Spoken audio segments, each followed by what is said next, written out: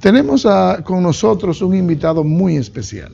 Tenemos con nosotros al licenciado Teodoro Escaño. Teodoro Escaño es una persona que la mayoría del pueblo dominicano lo conoce desde hace mucho tiempo, no porque él tenga mucha edad, sino porque fue muy precoz. Y lo conocemos como publicista, pero Teodoro es psicólogo clínico. Y como siempre, un hombre muy creativo, ahora nos viene a presentar lo que él llama teoría de la interferencia. Es también creador de la escuela psicologística. Así es que es un hombre muy versátil y sobre todo muy creativo. Así es que, Teodoro, buenos días. La mente humana es como un pozo. La mente racional la encontramos en la superficie, más profundamente, ya en un nivel más profundo del pozo encontramos la mente emocional, donde normalmente los psicólogos nos quedamos. Pero más profundamente subyace la mente trascendente. Es ahí que se da el vínculo entre el pensamiento y el espíritu. O sea, no podemos reducir la conducta a procesos puramente bioquímicos. ¿Qué es lo que tú entiendes por teoría de la interferencia para que el pueblo común, como lo puede entender la teoría, el pueblo llano, la gente de abajo? Dijo Ignacio de Loyola hace 500 años, reconozco ser 3 pensamientos en mí. He a saber, uno propio mío, del que nace mi mera voluntad y querer, y 2 pensamientos que vienen de afuera, uno del bueno y el otro del mal espíritu. El problema es que la psicología empezó a ser ciencia cuando empezó a ignorar el espíritu, y de hecho ya se le quitó la P del alma a la psicología, y ahí se convirtió en ciencia, pero en una ciencia imprecisa. Cuando hablamos de la teoría de la interferencia, lo que queremos decir es que muchas personas están siendo tratadas como enfermos mentales y no están enfermas. Solo han confundido la voz de la sombra con sus propios pensamientos. La logística tiene que ver con lo que necesita un soldado en un campo de batallas, y como la batalla es en la mente, psicologística. Parecería que la noticia más importante de hoy es que renunció el presidente de Perú o que los haitianos nos quieren invadir. Pero yo te diría una cosa, que hay una invasión mucho más peligrosa que no estamos tomando en cuenta. Es esa batalla interior que tiene cada ser humano, que la psicología por un lado la ignora y en las iglesias la plantean sin fundamento psicológico, pero es una realidad. Un enemigo silencioso se oculta detrás de nuestros pensamientos y ahí se está librando una batalla. Por eso planteo en mi libro que alguien nos ayuda a pensar. Mira, si tú sales por la calle temprano, te vas a dar cuenta que en algunas esquinas hay una persona con un micrófono diciendo: Cristo viene, arrepiéntete, el enemigo, Satanás te tiene atrapado, esto y lo otro. Y así caminan, y hay gente hasta que cambia de color haciendo este tipo de ejercicio.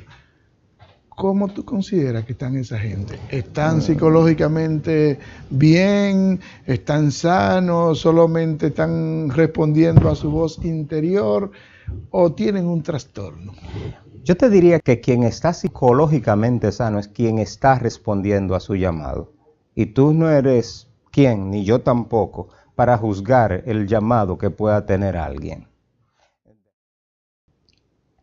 El problema para mí es el modelo experimental para estudiar el pensamiento.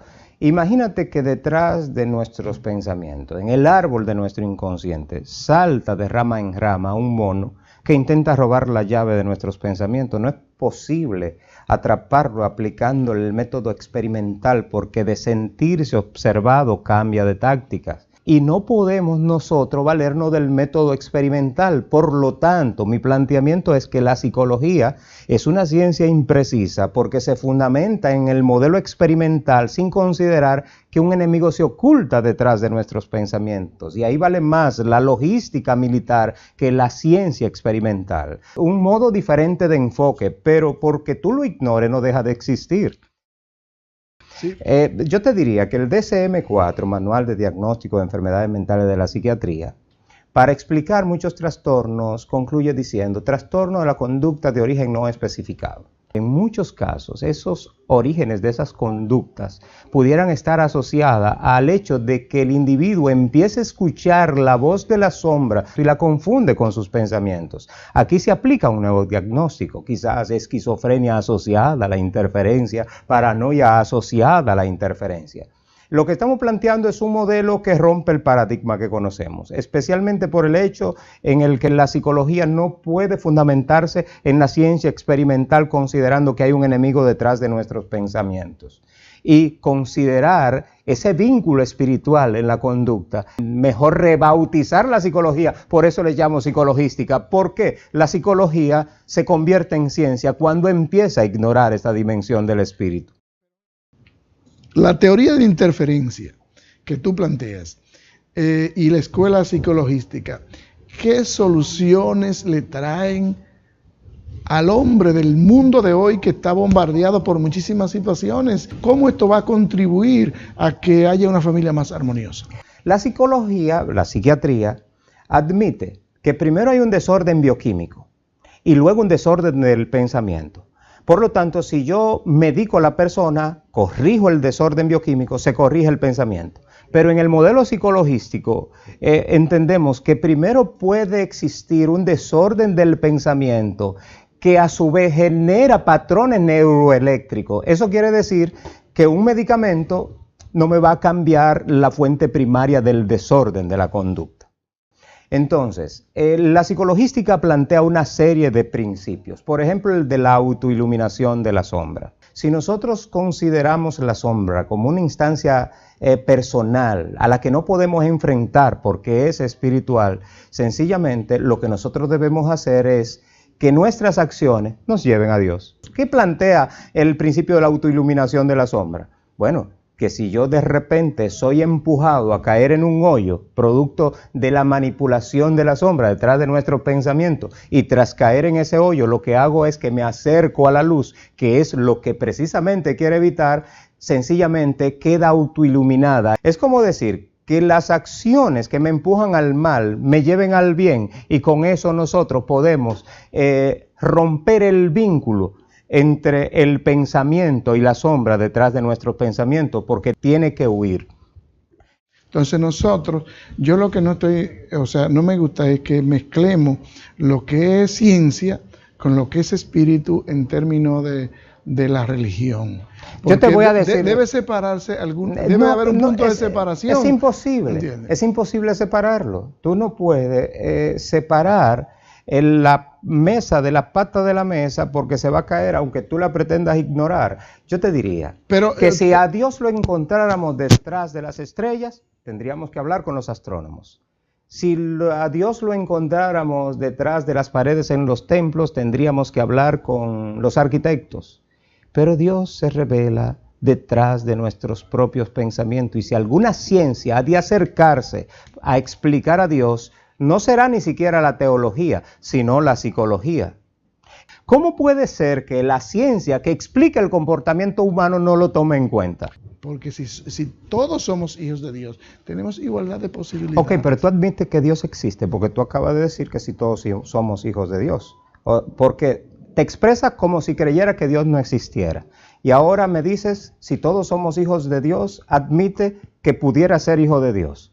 Entonces, lo primero es partir si cree o no cree en Dios. Porque de hecho, yo pienso que si tú crees de alguna forma que Dios existe, como tú explicas el mal, si no es a través del malo, si no es a través de una fuerza contraria que intenta llevar al ser humano en otra dirección, no existiera mal en el mundo si solamente existiera Dios. No existiera bien si solamente existiera el malo. Lo que ocurre es que no podemos catalogar a Dios como una instancia impersonal, como una energía, o al mal como una instancia social, psicológica. Es una instancia personal que incide en el comportamiento del ser humano, que tiene su propio propósito, su autodeterminación.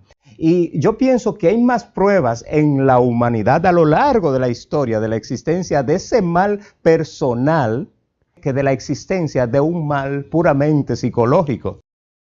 ¿Y qué tú dirías si ese tipo de planteamiento tú se lo haces a un animista, como son los chinos, como son los hindúes, y ellos componen la mitad de la humanidad? O sea, nosotros tenemos una línea de pensamiento Espérate, muy yo no estoy hablando de condicionada. Jesucristo. En todas las corrientes religiosas de la humanidad espirituales, existe claramente la definición de una tendencia al bien y una tendencia al mal. Yo no estoy hablando de la Biblia judeocristiana, ni estoy hablando de cristianismo. Estoy hablando del ser humano y un mal para quien da lo mismo un chino que da lo mismo un dominicano o un haitiano.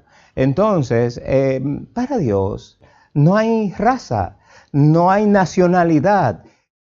Y todos, de alguna forma, podemos vencer en esta batalla con una sola palabra: amor. Si tú buscas en todas las religiones del mundo, la palabra clave es el amor, la solidaridad. Hay coincidencia en todas las religiones del mundo en base al mismo punto. Qué bueno que nos pusimos de acuerdo en un punto. Nos pusimos de acuerdo en un punto, el punto de lo espiritual. Al amor que te lleva, no le preguntes dónde va.